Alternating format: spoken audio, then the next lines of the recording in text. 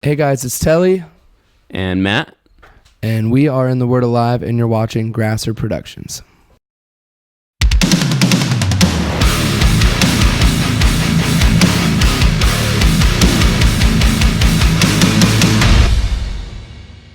Hi, my name's Lucas, you're watching Grass Productions, and I'm here tonight with The World Alive. Hi guys, how are you doing? I'm good. How are you? Wonderful.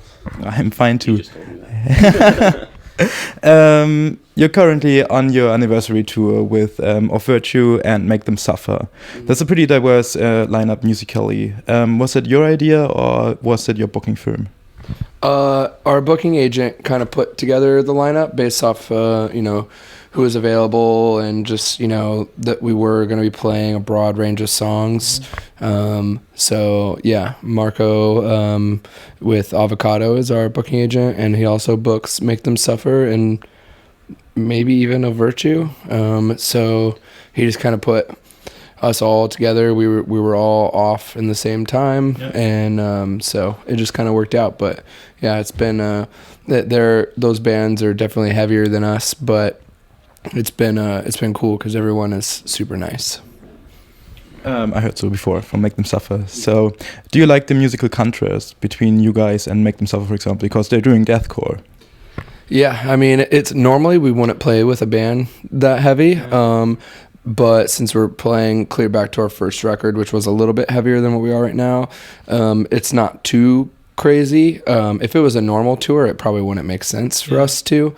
But it's cool that since we're doing this, we got to tour with a band that we probably wouldn't normally. Yeah, they really get the crowd warmed up as well. That's for sure. Yeah. Do you think the audiences are now different than with other bands? I don't really feel like it is. I feel like so far crowds have been like just as reactive to like Aviana as to A Virtue, to Make Them Suffer, and us. Like it seems like everyone that's at the show is there to watch the show from the start to the end, and they have fun the entire time. Oh, that's great. Yeah, I think our fans that we've developed in Europe, a lot of them saw us as the opening band when they first saw us, and so I think it's a lot of the kind of fans that they give every band a chance. Like they come for the headliner, but they give everyone a chance, and they listen to those bands before they come to the show and try to at least learn a few songs. So it's been really cool. Everyone's been really open minded to discovering new bands. So kind of natural flow from the beginning. So as I said, it's a anniversary tour for you guys. Who had the idea to do that? The fact that it's 10 years. Time himself. Yes. Yeah. Time just, obviously you're not going to do like a 6-year anniversary thing. So I think 10 is a pretty amazing number to get to as a band. And so this is our 10th year of making music and touring, from our first release from our EP, and our first tours were in 2009 on. So we just wanted to celebrate, 10 years. And it's going great so far, I suppose. Yeah. So something else that's also special about the tour, you gave the fans a chance to vote on the set list.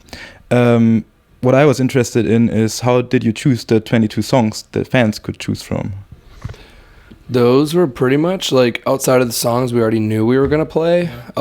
Those were the next ones that seemed to have the most demand or their higher streaming numbers, and, like single sales. So we pretty much just picked the most popular 22 songs after the ones we were already going to play. So there weren't any big surprises in the set list? No, not really, to be honest with you. It was all pretty much like we guessed, like we're most likely. I guarantee they're going to pick this song, and that's pretty much how it like unfolded. But we gave, we gave the opportunity, so it's like if the 22nd song was the most voted, then we would have played it.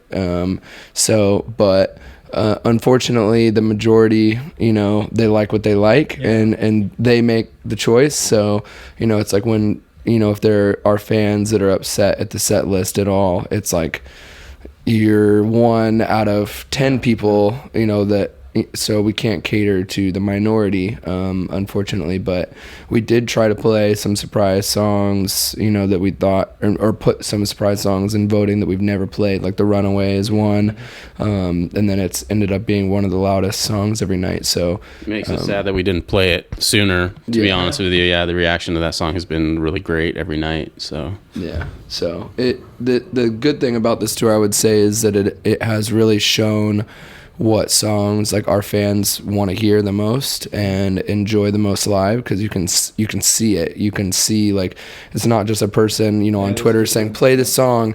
It's like, okay, the fans are singing along to this song and they're not singing along to this song. So like, out of those, the next time we go around, all the songs that don't get a great reaction, we're just not going to play them. Yeah, but isn't it kind of sad for you guys that you wrote those songs and you might want to play them one day, and I know that's hard if there's not reaction from the audience that you wanted to, but still you want to play the songs, don't you?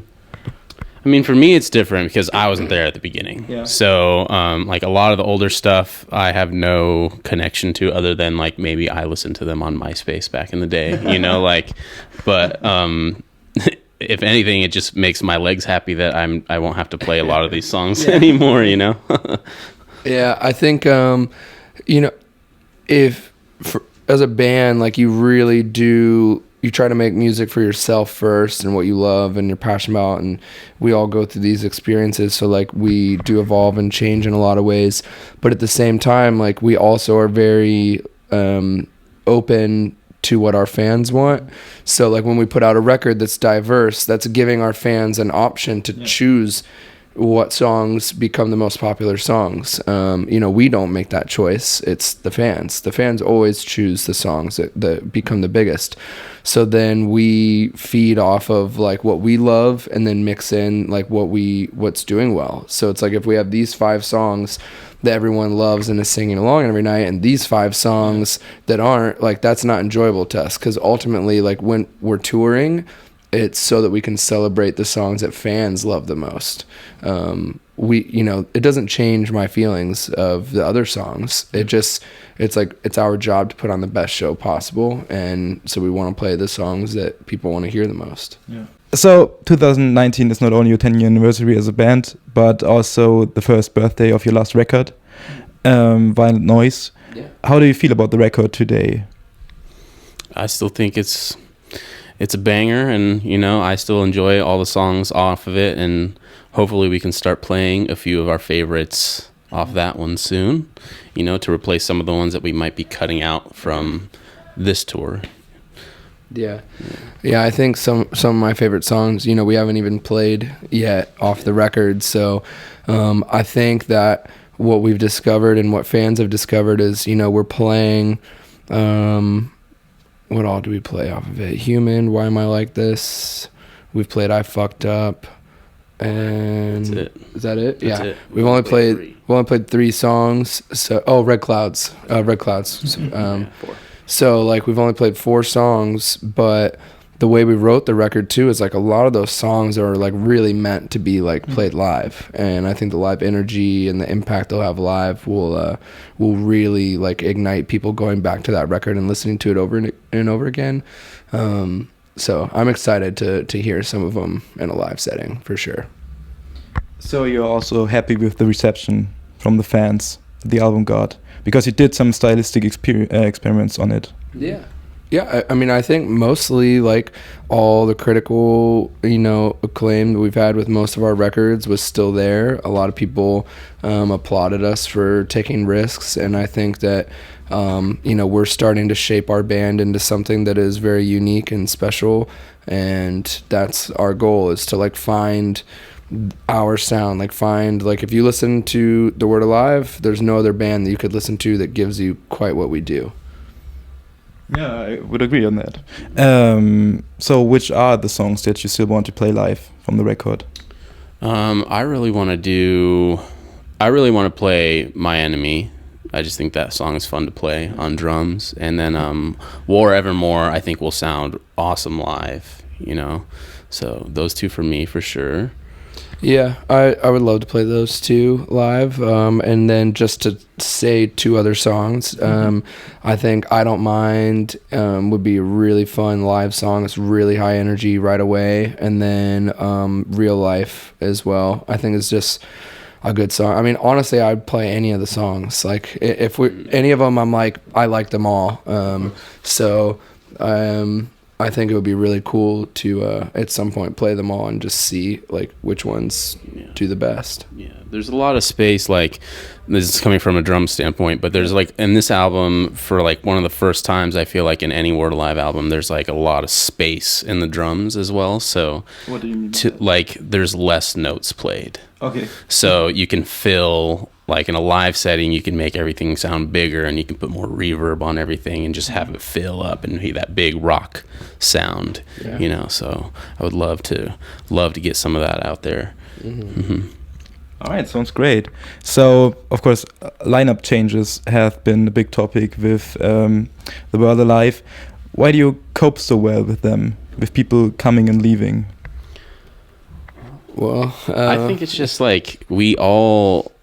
Because I've been involved with this band since 2012 in the background, and it's always like, you know, this band has totally understood where everyone's at in their life, and it's never been like a malicious thing that's ever happened. Like it's never been like there's an animosity towards someone, that's why they're not in the band anymore. It's just that person has grown out of it, or they feel like their life's taking them in a different direction, and everyone has always been super supportive of how whoever it may be is feeling at the time. So yeah, I think that's important, and then also for the most part, you know, the majority of every song that's ever been written by the Word Alive has come from the members who are still here. And so it's not like, you know, some bands have like one writer, and when that writer leaves, it's like the songs are completely different. It's not like that in the Word Alive. Like sometimes Zach and Tony write a song, sometimes I write a song, sometimes Zach writes a song on his own, sometimes Tony writes a song on his own. So it's always been kind of this collective group effort. So it's never been like one member is the end all be all of like if they don't write a song or mini song, like that's okay. Like the Word Alive sound is a collective sound. And I think that's what has kind of always set us apart anyways. So the member changes, we've been really lucky with the members who've always come in, have been very talented themselves. And oftentimes we've had, you know, members that were more talented than the person that they replaced. You know, going back, especially in our early days when, you know, we've had really good luck with drummers, you know, just getting better and better. And from our first bass player until when we had Daniel, you know, there was a huge momentum shift in there. And then as Daniel left, like we all kind of took on, you know, that role. Like the way that the bass is written on the new record is a lot of it was written by Tony, our producer, myself, because I used to play bass in my last band. So it's just thinking about it in the same way. Like we already know what our other songs sound like, and so you can kind of be like, well, what would we normally do here? And so and then we just do what the song calls for. So we kind of let the songs dictate themselves, and they grow and they build, and we just add what needs to be added, and everyone just does their part. So it's becoming easier and easier in my mind to write songs. That's great. I was gonna ask about the music, but you explained it all by yourself.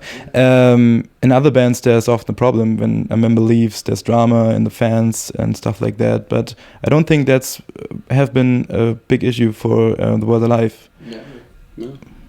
I mean, that's great, but aren't you afraid of something like that happening? I mean, just to mention him, you had a really, really popular drummer in Luke Holland, and I thought there was gonna be an outcry when he left. But there just wasn't. Why do you think that is? I think that just, you know, the Word Alive fans were fans of the Word Alive more than just the drummer. You know what I mean? And like there are fans out there that are drummers that, you know, I can see them at the shows. They watch me the entire time, like, oh, okay, nope, missed that. Oh. No, I'm just kidding. But I just feel like the Word Alive fans are Word Alive fans, and they're just gonna. It really does feel like family sometimes. When I go out into the merch table and hang out with everybody at the end, it's like I feel like I know them in a way, you know. So it just like it's just a really supportive family that's just they're gonna stick it out with us no matter who's playing in the band. That's You know. A great fan base. Mm-hmm. Yeah, well, you know, there's a lot of bands that they're popular because a member of their band is very popular. We have lasted 10 years because people love our songs. Yeah. So no, we're not afraid of anything. Like anybody who wants to be here is going to be here, and if they don't want to be here, if it doesn't make sense, the core of what the Word Alive is not going to change. We've never put individual popularity over the betterment of the band, and we've never accentuated like someone's fan base above the band itself. You know, everyone is vital in the band, and I think our fans, like Matt said, like it's a community, and it's about the way that we all connect to the songs, and then you come to our shows and you make new friends, and so that has nothing to do with the individual members. It's what the Word Alive is, and so as long as people are a fan of our songs and our band, we never have to worry about that. That's a pretty healthy attitude. So coming from the MySpace era of metalcore, how do you view the scene? I hate that word too, but you see in the beginning, and what has changed for you? Really everything. You see your fans very eager to tear you down, both personally and professionally, to question your motives. As you experiment and change over time. Not every band does, but we have. We, just aren't the same people we were 10 years ago. And I would argue that no one is the same that they were 10 years ago. And I think just with what we see in the world, the way that, music is, and the older we get, we just have grown into this more, I guess, adult version of ourselves. Like when we were younger, we weren't necessarily touring thinking of it as like a job, or like this is how I'm going to like help raise my family, and this is how I'm going to pay my bills and all these things. So you have all these adult factors that start to play a role into it, and if you last long enough, you have management changes, maybe some booking agent changes, label. We've been on the same label the whole time. We've been very lucky in that. But like people have come and gone in our band. Songs that we used to like, we kind of look back and we're like, it's just not really us anymore. So we just really try to make what is us in the moment. We really live in the moment. And we now have shifted. Like when we first started, we weren't thinking 5 years down the road. Now when we write songs, we're thinking 5 years down the road. Like, are these songs that we want to be playing for years and years at a time? Like we really have to be, more conscientious of what we're writing and playing. And we want to be a band another 10 years. And so for us, like, I'm not this like angry frontman who's like, has all this like teen angst. Like I'm not a teenager anymore. I'm in my 30s now. So like I'm happy and I like to work hard and I love touring the world. I love traveling. I love making music, but I want to write songs where people can really like take in like what I'm saying and it means something to them. And not that you can't do that in heavier music, you obviously can, but just for us, we feel like we've done that. We feel like we've proven that we can make those songs, and now there's a whole new generation that are making those same songs. So for us, we want to find what's next for us always, not live in what we've already done. So you pretty much don't care anymore if you're considered metalcore or not. Yeah, I wouldn't consider us metalcore anymore. I would say we're We're a hard rock band with metalcore influences. We've definitely been that band. But even going back to our first EP and our first record, there was a lot of experimentation. There was a lot of ambience. There was an all singing song. Like, yeah, there was a lot of stuff. Life cycles, like, yeah, it's all over. Yeah, there's a lot of stuff that should have let you know that we weren't trying to ever just be a metalcore band. We've always tried to throw in other genre influences into our music, and now we just kind of settled into, I think, what we like, and sometimes that takes a while. It's like, if you look at your fashion choices over the last 10 years, most people, have had a shift. Like, for us, it doesn't mean that we didn't like it then, or that we didn't change how we dress for any particular reason or anything. And so you just grow up and you like different things and you experience new things, and it dictates your growth. And if you have this experience at the right time, I want to write a record about that. So certain times, like the way that we've had life things happen have kind of also like dictated like what we're singing about, and that changes the mood of songs at times. So it's just I don't really care what we're considered. And as far as the original question, like, what do I think of the scene? I think it's very toxic. Right now there's a lot of negativity. There's not a lot of support. Like, how I was raised and how I grew up, as a fan of music myself, which I obviously still am, I like what I like. I support that. And if I don't like something, that's okay. Like, I just move on to what I do like. There seems to be a lot of fixation in the metalcore world and in the scene. Culture. Yeah. It's like people like to talk shit, basically, more than they like to talk about what they do like. And if all that energy was shifted into all the bands and the songs that they do like, our scene would be thriving, and the scene would be huge. Think about that. Yeah. Think about that. Should. Yeah. Because in all the other, like, hip hop is booming because they all talk about what they love every day of their life. And collaborating. And they collaborate, and there's a lot of community in the scene with the artists and the fans.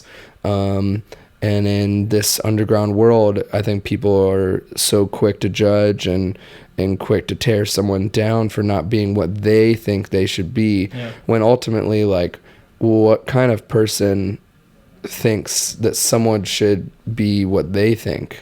Like, everyone should live their life and be what they are and what they want to be.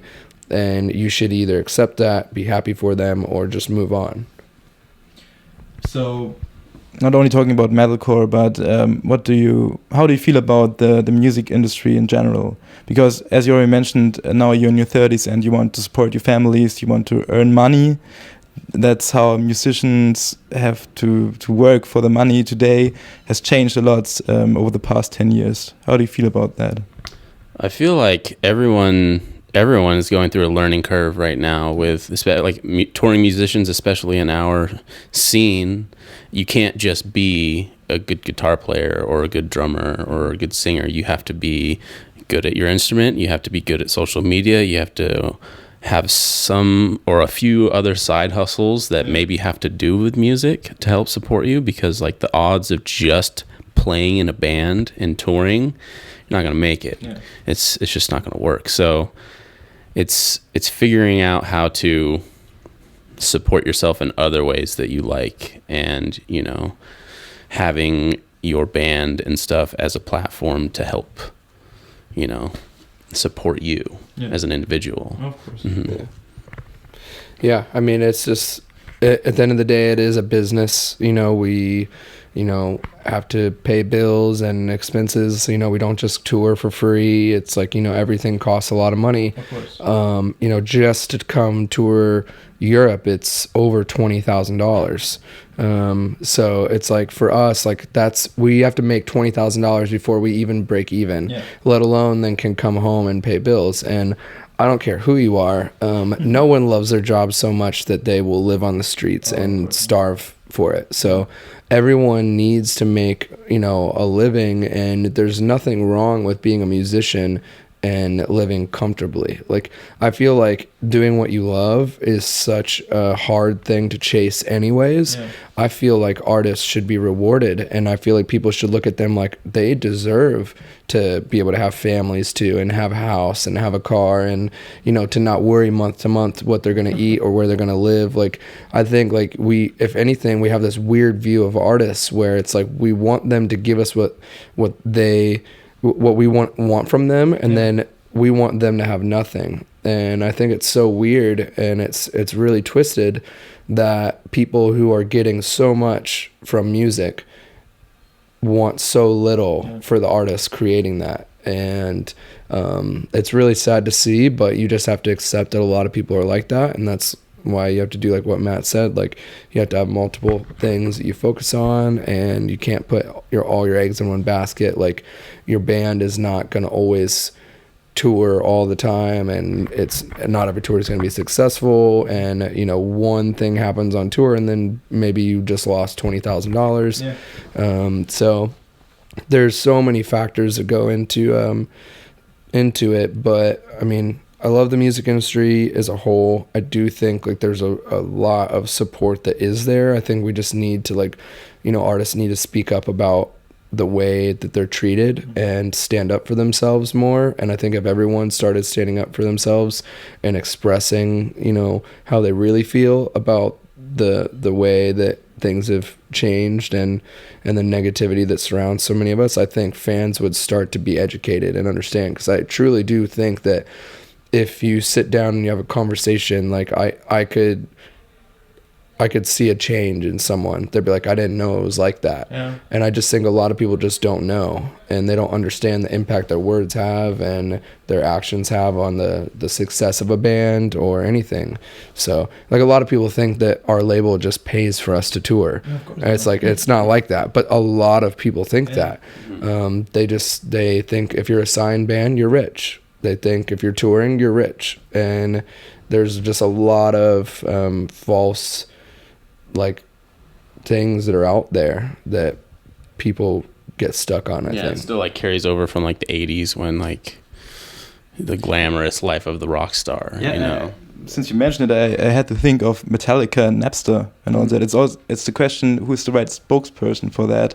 Because of course Metallica is rich, so they don't have to worry about money. But as a smaller band who's touring, who has to earn their living, it would be great for the fans to know, not exact figures, but since you mentioned the $20,000, that I have never heard of that sum before. Mm-hmm. So yeah, I think it's a great idea to reach out to the fans and explain to them what being in a band is really like. Yeah, that's why merch sales and all that stuff is important. Yeah. Like if you really do like a band, like let them know, you know, and then they can help them create and do everything longer, you know. Yeah.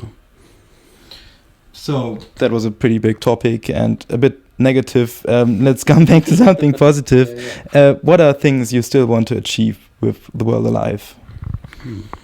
Like tours, cities you want to play, countries or bands you want to support or play with? My biggest thing, I would love to do a completely sold out headliner. Yeah.